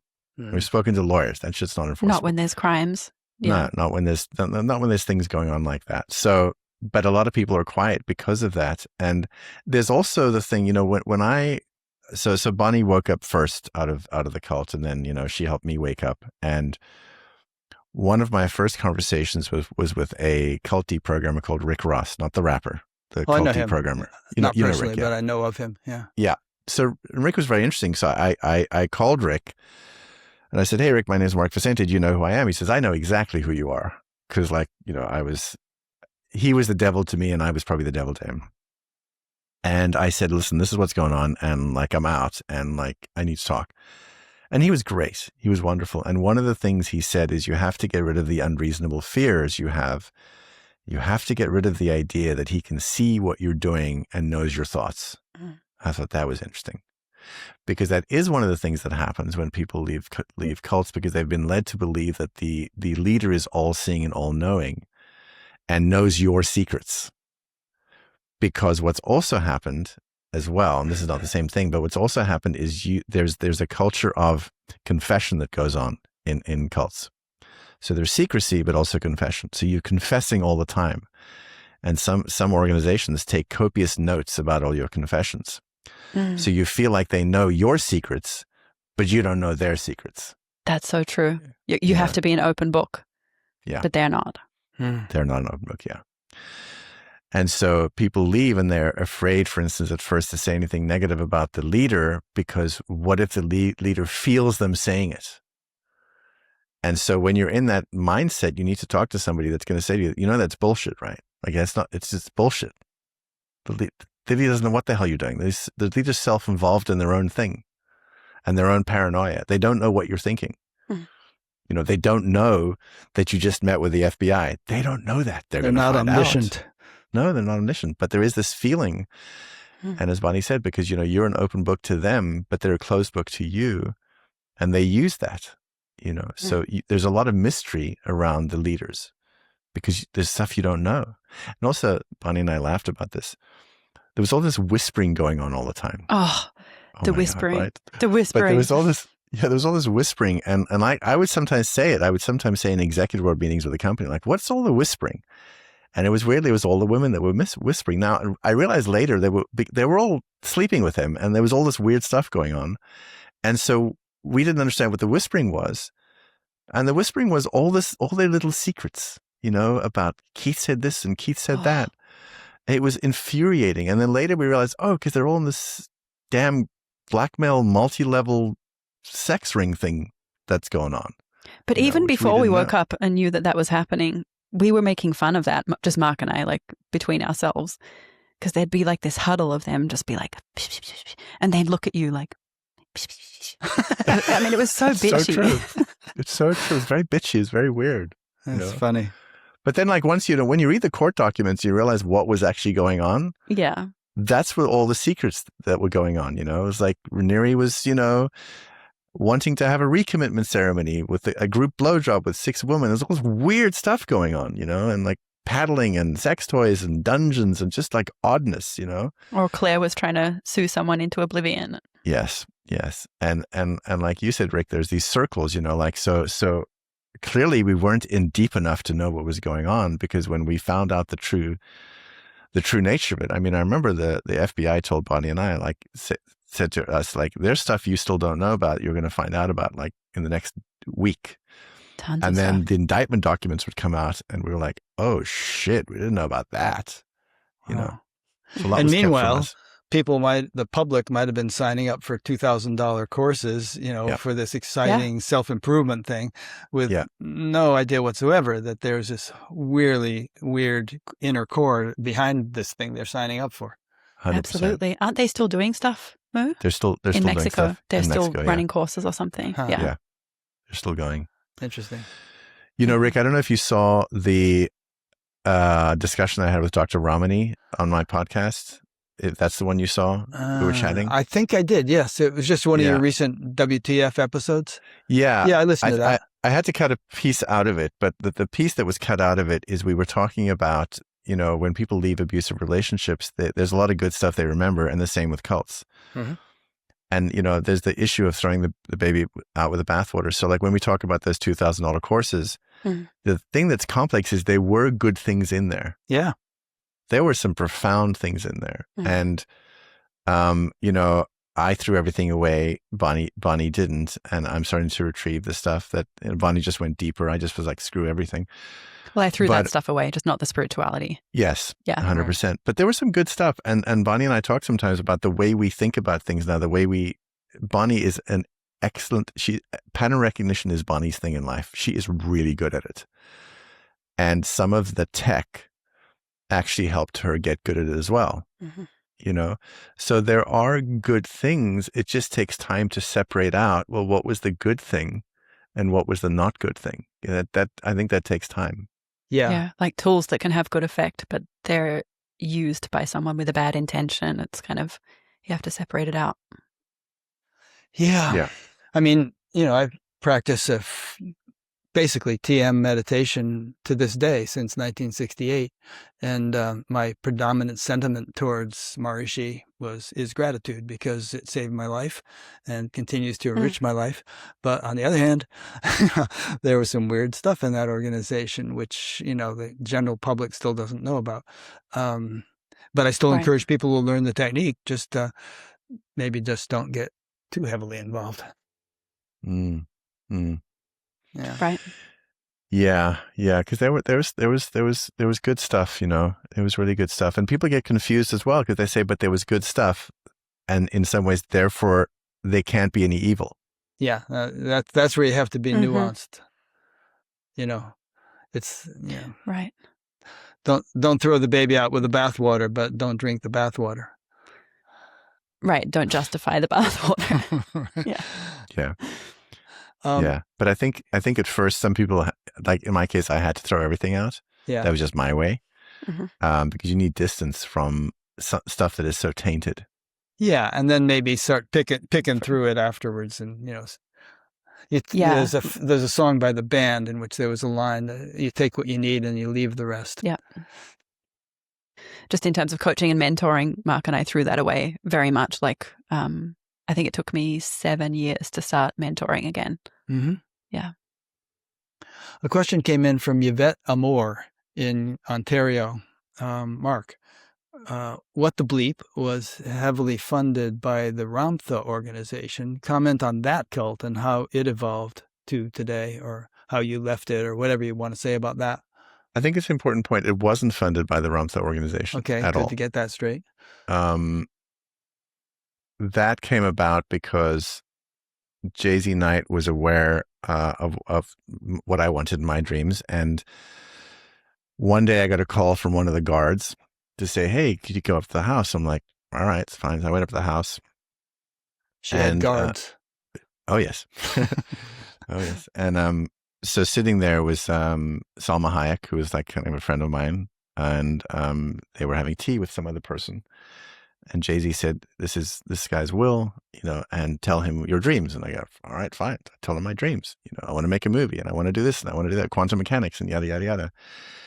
And basically Will said, "Yeah, okay, great, I'm in." And I was like, "That's weird." Because I thought he was joking. And he basically said, "Well, I'm very rich, so yeah, I'll fund it." That's how that started. Okay. Now, it was, at that point, Joe Dispenza was a teacher there. Michal Ledwith was a teacher there. Interesting. So Dispenza was into Ramtha? Oh, yeah. We were in the inner circle for and Selma Hayek? For years. Yeah, wow. For years. Didn't know that. Oh, there's so much in this brain of mine. Careful, this is going to get excerpted into I know this is going to get out there, and like someone's going to be, "You shouldn't say these." Anyway, but that's how it started, and many of the teachers that were teachers at the school were in the film, and basically a lot of the philosophical ideas that we had been exploring there, ended up in the film. And of course, Jay-Z Knight, aka Ramtha, was in the film as well. As far as how I feel about it, I have some reservations. I think I threw too much of it away, because in the end, we started something. We created a film that became, I guess, the beginning of many films like that. That then came The Secret, and then there's many, many films. And also, honestly, to be frank, it's miraculous getting anything made. So I look back with extreme pride at having created something that I think was a cultural conversation starter. It wasn't like some kind of funded by this nefarious organization to conquer the world kind of thing. Yeah. It wasn't that. It was a few people that really felt impassioned about these ideas. And my whole thing was, I want to get these ideas out of the weird bookstores onto screens into the world. That was my passion at that point. Well, you did it. That's good. It made a splash. Actually, I do want to say one thing, since we're going a little longer. So Bonnie and I mentioned this to you, Rick. Bonnie and I have been wanting to make this film for a long time, about some of her experiences waking up, and also how that affected the NXIVM kind of coming to pieces, and also looking at this very issue. Well, can psychopaths experience enlightenment as well? But mostly the focus of the film is about how this is available to everybody. And Bonnie came up with something wonderful the other day that I love, that I've been talking about. She said to me, we get stuck at the doorway towards divinity. Like we think the doorway is it, and we get stuck at the door. And maybe the door is a person, or it's a church, or it's a leader, or whatever. It's a proxy for the real thing, but we get stuck there. And so we want people to really understand that this is available to everybody at any time, at any moment, in any walk of life. It's not like the sea of consciousness the spigot is closed, for certain people and open for other people. So that's an important thing we want to share. Yeah. I think that's what might be meant by that phrase. If you see the Buddha on the road, kill him. Kill him. Yeah.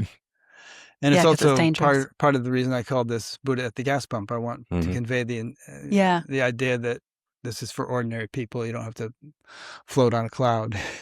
Yeah. Like Bonnie said, this has been your podcast was a big part of our awakening from the cult. Nice. Well, I'm honored. Huge. I binged like every episode back in 2016, and it just ripped open my programming, and then I was off. Thanks, Rick. Cool. I'm really pleased that I mean, you send. I mean, I'm sure this is true of you guys too. You do something, it sends out ripples of influence, and you have no idea how it might be affecting people. But occasionally, you hear some little feedback that is just so gratifying. Yeah. You did good, Rick. You did good. Well, I'm going to keep on trucking as long as I can. And you're a podcast pioneer too. Wow, you've been doing it for so many years. Yeah, started podcasting it in 2010. Yeah. Wow, awesome. So, okay, I have a few related questions that'll be good to wrap up with. So, firstly, what responsibility do senior students, board members, or institutions have when they see red flags?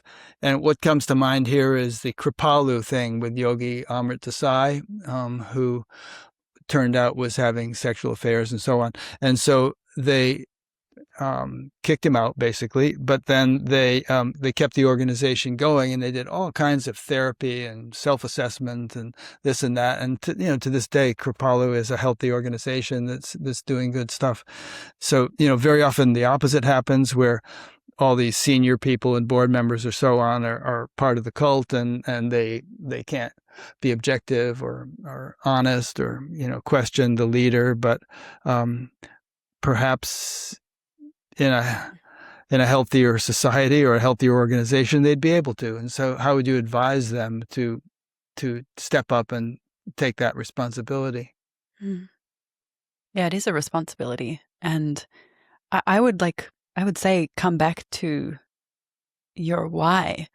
Like, what's your mission with this whole thing? If you're trying to free humanity and create great things in the world, then what does that mean if you stick around and support something terrible? How does that go against your own life's mission? And I do think some people get really hung up on but it's my job. I can't lose my paycheck or something. And not that we were making very much money, but we, were entangled. But it's when you realize the darkness, how can you stay? I don't know. I guess it depends on how much of a conscience you have, or how much you're listening to it. Kind of reminds me of the Nuremberg trials, where all of Hitler's underlings kept saying, "Well, we were only following orders." Yeah, yeah. I like what you said. I think that a person has to decide what's important to them. Are their values important, or is the brick and mortar of the organization important? What's important? Yeah. Why'd you get into it in the first place? Yeah, because your values you take to the grave. You got to sleep with yourself. The other stuff is whatever.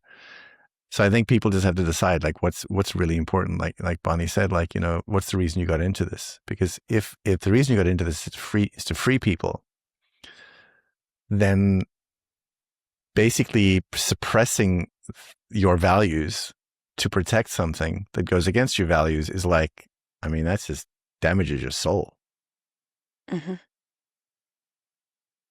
Yeah. Okay. So any feedback on that, Bonnie, before I go on? I do have one more thought. In terms of responsibility, for me especially, because I had promoted NXIVM publicly, like even if it was just like a couple of Facebook posts or I'd mentioned it publicly because I thought it was so great. I was like, people need to come and do it. So I felt a very strong responsibility to speak publicly about it and say, look, I talked about this. I was wrong. This is going on.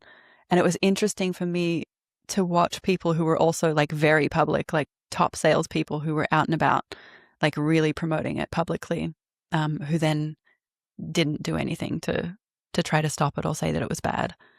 Because I think there is a responsibility there. Well, Sarah Edmondson's example is admirable. I mean, she was running the Vancouver Center, and she had gotten all these people into it. She gave them all their money back. Yeah. And she, had these meetings with them explaining what was actually going on and so on. So that was cool. I love that. Yep. Mm-hmm. And then the Vancouver police came after her. So she was the because Renee kind of sicked them on her. Because Claire Bronfman got a meeting with the high up police in Vancouver. They gave her a 2-hour meeting, perhaps money speaks, and listened to her. And I called the police and I called the investigator relentlessly to tell him what was really going on.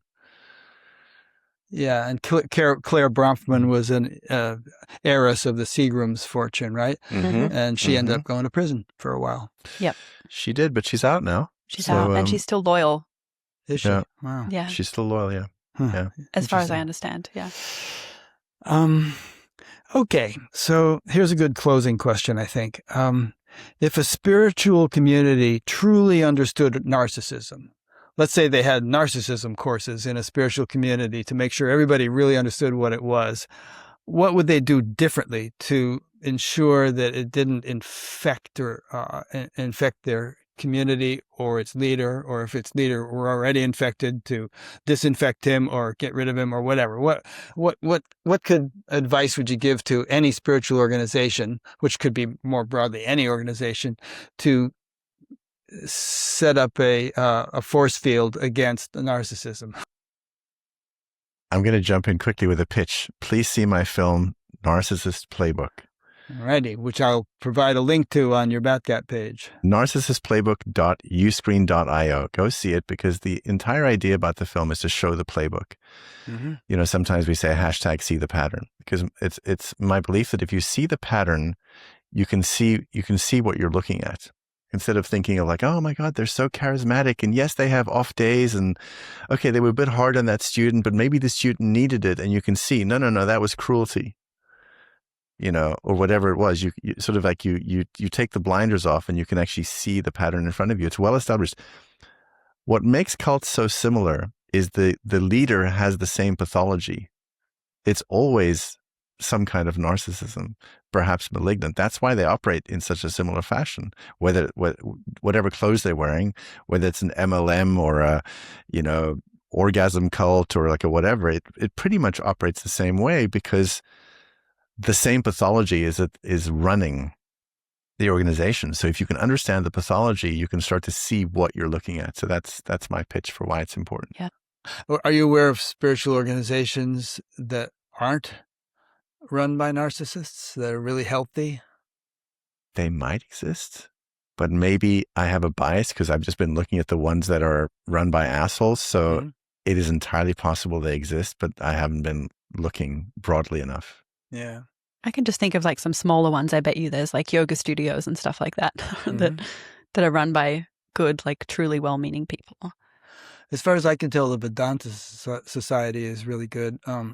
I've interviewed Swami Sarvapriyananda a couple of times, and also Swami Metananda, who's been the Swami in their Hollywood chapter, but they seem pretty squeaky clean. I don't hear much, And the Yogananda's group has, I think, had a pretty good track record over the years. I think there've been some rogue teachers who've gotten off track, but on the whole, I think it's maintained a very healthy. Yeah. Yeah. I also like, Bonnie and I've always enjoyed like Adyashanti, Jeff Foster, Eckhart Tolle. I mean, we've always enjoyed the stuff. Yeah, there's great teachers. I know when Ajay first got into teaching, he told his mother and his wife, keep an eye on me. if I start getting off track, let me have it. Suck it to me. Oh, That's great. awesome. Yeah, that shows the intention, right? He's like checking on himself. Yeah. Which is another interesting point, actually. I know I've interviewed some spiritual teachers who routinely either go to therapy or go to some retreat or get together with peers. In fact, the ASI, the Association for Spiritual Integrity, has this peer group thing where groups of 4 or something have these, conversations with each other once a month or once a week, whatever it is, to get feedback from peers. Because that's one problem is very often spiritual teachers don't have any friends other than their students. And so they have no peers.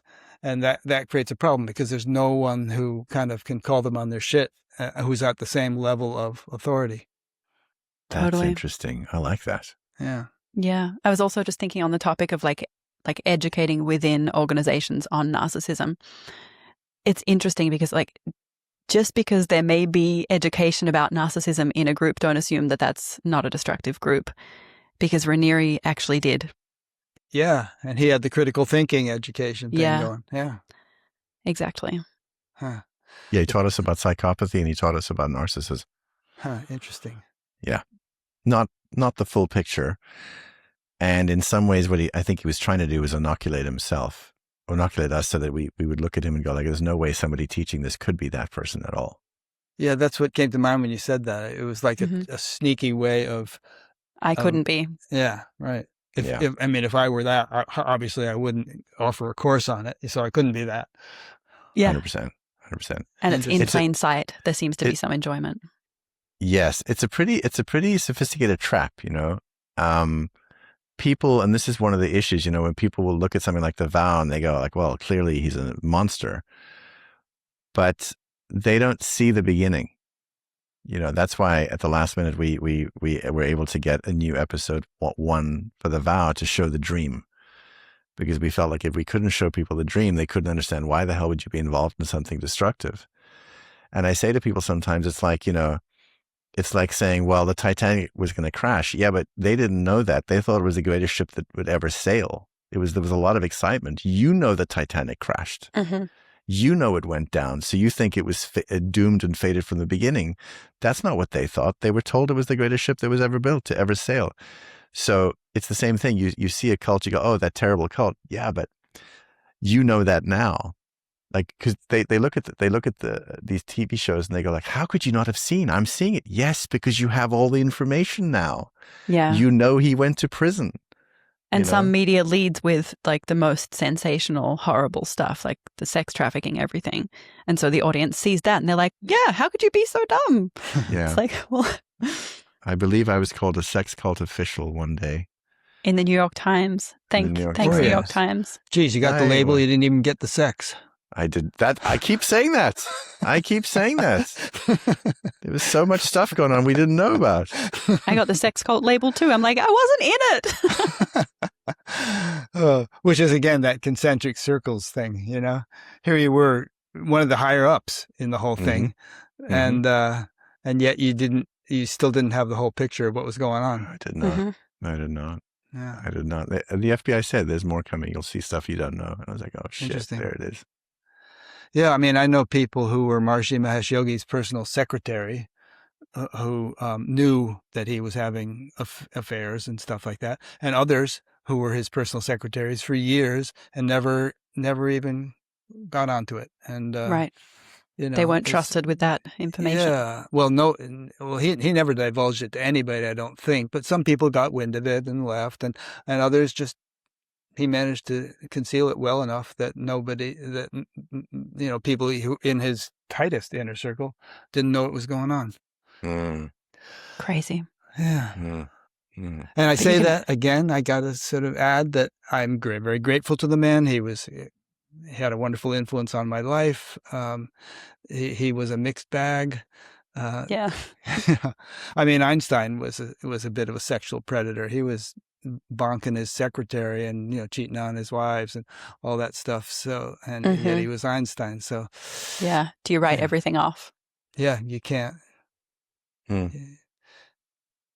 There's a nice quote from the Sargadatta. He said, "The ability to appreciate paradox and ambiguity as a sign of spiritual maturity. I think that's true. Yeah. Okay, guys. Well, this has been wonderful. I've really enjoyed getting to know you a bit more concretely than I have so far. Thanks, Rick. Yeah. And hopefully we'll meet in person someday. Most of my best friends I've never actually met in person. That's crazy. That's crazy. Yeah, We'll have to come visit. Yeah, keep up the great work. Thank you very much. Thank you. You too. And thanks again for everything you've done, because really, like, I can say that, lightly, how much you've affected my life, but that was such a key moment for me. And that was actually 10 years ago. But if I think about the course of my life and our life, you had a profound effect. Wow. Well, with what you've shared. I'm very flattered and grateful and appreciative and all that stuff. And, it makes me feel really good that I'm just doing my thing here, and wanting to, like you, wanting to contribute something uplifting to the world. Yeah. Yeah. Well, thank you. Thank you for doing your thing. Sure. All right. We'll be in touch. And thanks to everybody who has been listening or watching, and we will see you for the next one.